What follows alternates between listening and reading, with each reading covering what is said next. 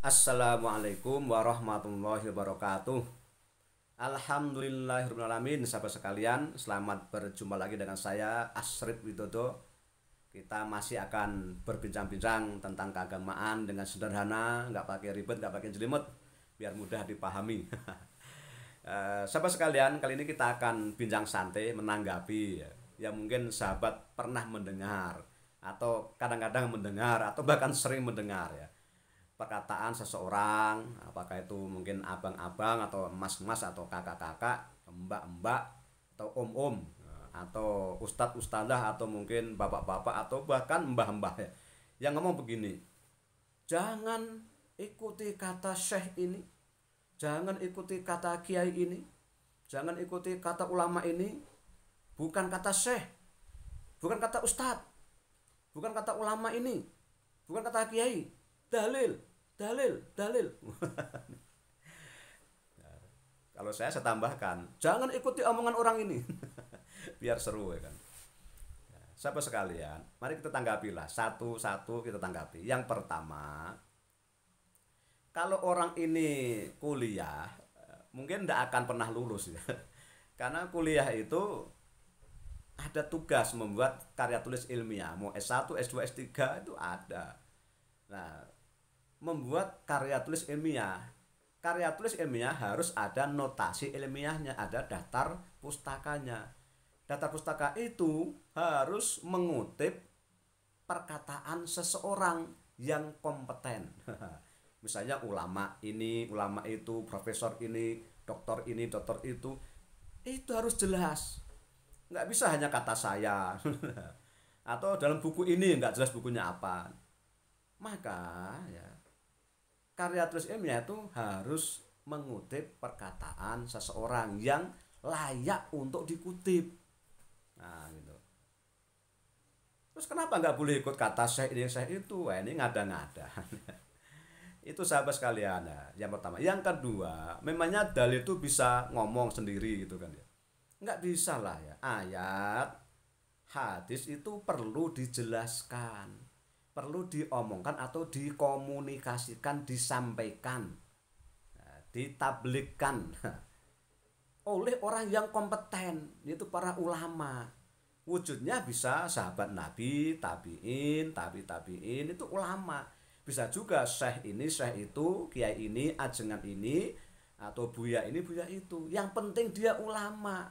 Itu sah secara hukum. Ya, karena mereka tuh pewaris para nabi. Ya, fas'alu ahla dzikri in kuntum la ta'lamun. Bertanyalah kepada ahlu dzikri, yaitu para ulama, jika kalian tidak mengetahui. Berarti para ulama itulah yang menjelaskan dalil-dalil. Mengikuti ulama pada hakikatnya adalah mengikuti ya, hasil kajian mereka atas dalil-dalil itu. Terus kenapa nggak boleh? Sekali lagi, dalil itu nggak bisa ngomong sendiri. Mau bukti ya kan? Coba carikan saya ya, dalil haramnya narkoba gitu kan. Surat apa, ayat berapa, hadis riwayat siapa? Tunjukkan. Wahai orang beriman, narkoba itu haram. Cari kalau ada kalimat itu. Yang ada haramnya khomer. Narkoba bagaimana? Ulama mengambil langkah ijtihad melalui kias. Karena ada persamaan ilat antara narkoba dengan khomer, maka sama hukumnya, yaitu haram. Itu berarti haramnya narkoba itu kata ulama, ulama yang kompeten, berdasarkan dalil-dalil yang ada. Mengikuti kata ulama bahwa narkoba itu haram, itu berarti keharusan. Nah, gitu. Bukan nggak boleh ikut ulama, bukan nggak boleh ikut kata ulama ini, ulama itu. Nah, kalau gitu Anda tidak akan pernah dapat haramnya narkoba nanti. Contoh lain, ada yang keluar-keluar, rokok itu haram.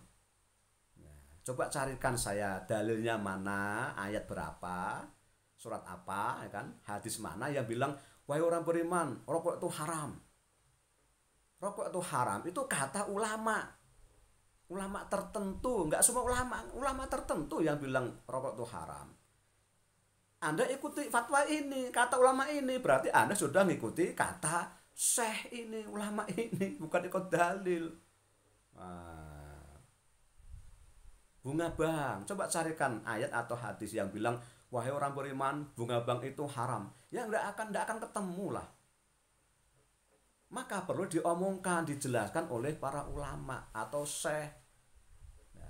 Dalilnya sih ada tentang riba, misalnya hadis Nabi, kullu qardin jaro manfaatan fahuwa riba. Setiap pinjaman yang mengalirkan manfaat maka itu riba. Itu dalilnya. Terus ulama ngomong, berkata bahwa bunga bank itu karena ada bunganya dalam pinjaman maka haram gitu loh. Itu kata ulama, bukan kata dalil. Tapi kata ulama berdasarkan dalil. Mengikuti kata ulama berarti mengikuti apa? Dalil yang mereka bahas gitu. Ini aneh sekali. Nah, itu teman-teman ya. Dan lain-lain lah ya. Itu yang kedua. Yang ketiga ya kan. Di samping tugas kita ini memang ikut ulama karena kita tidak mampu mengkaji dalil sendiri, ilmu kita berapa lah ya. Maka kita mesti ikut ulama atau ittiba kepada para ulama.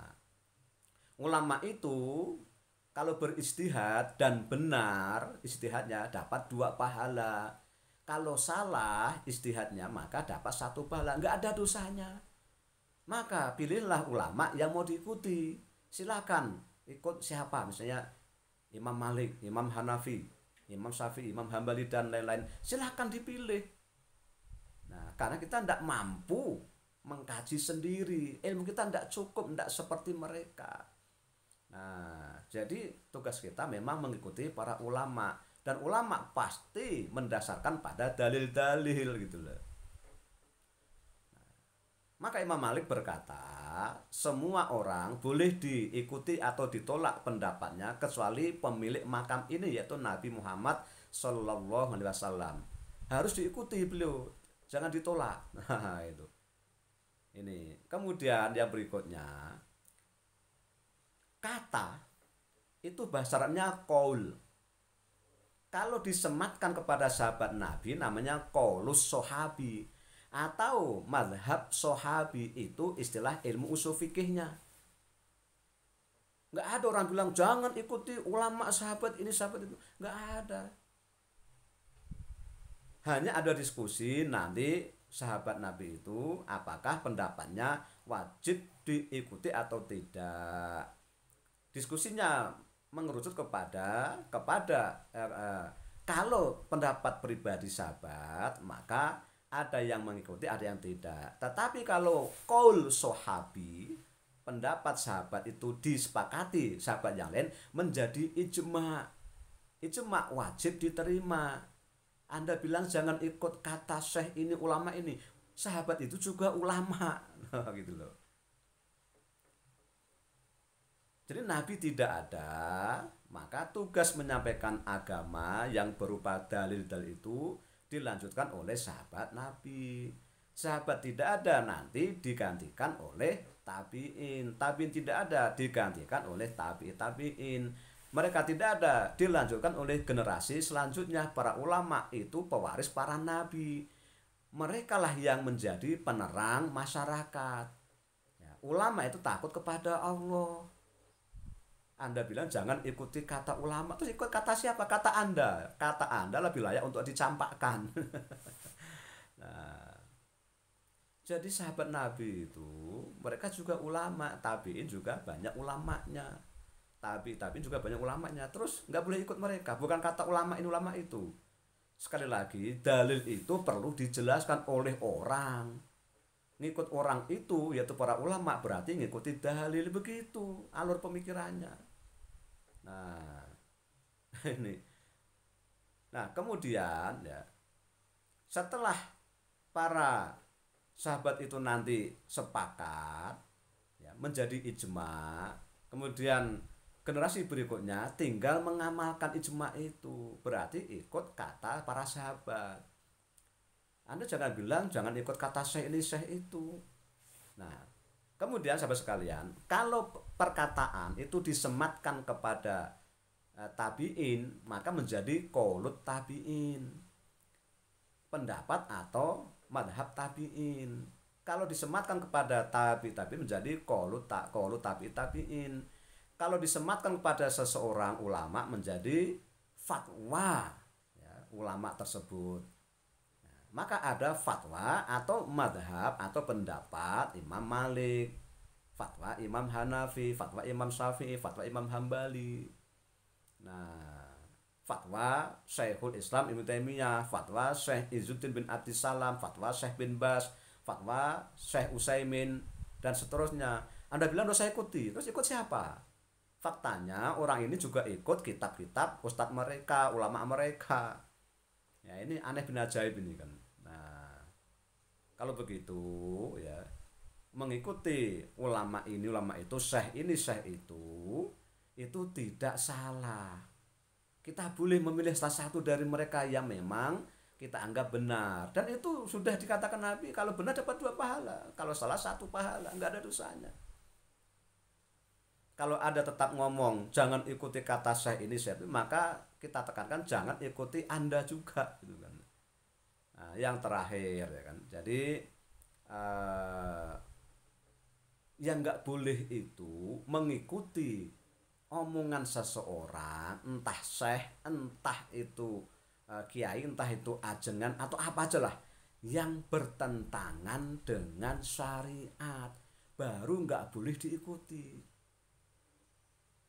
Siapapun boleh diikuti asal nggak bertentangan. Misalnya guru nyuruh begini, makan dengan tertib, nah itu ikuti aja nggak apa-apa. Ya nggak boleh itu kalau bertentangan dengan syariat, baru nggak boleh. Judi haram dibilang boleh ya kan, zina haram dibilang nggak apa-apa, ya itu jangan diikuti. Tapi kalau ulama itu berfatwa dengan mendasarkan dalil-dalil, maka ya silahkan diikuti ya, dipilih kalau banyak pendapatnya, tidak masalah. Nah, begitu teman sekalian ya, sahabat sekalian. Jadi ya ini ya, sekali lagi kalau memang orang ini tetap ngotot ya, jangan ikuti syekh ini, syekh itu, kiai ini, kiai itu. Bukan kata syekh, bukan kata ustadz, bukan kata ulama, bukan kata kiai ini, kiai itu. Maka kita jawab bukan kata sampeyan juga. Kalau ulama, kiai itu harus disingkirkan, maka Anda lebih layak disingkirkan duluan ucapannya. Demikian, semoga bermanfaat. Terima kasih. Mohon maaf, sampai jumpa di lain kesempatan. Wassalamualaikum warahmatullahi wabarakatuh.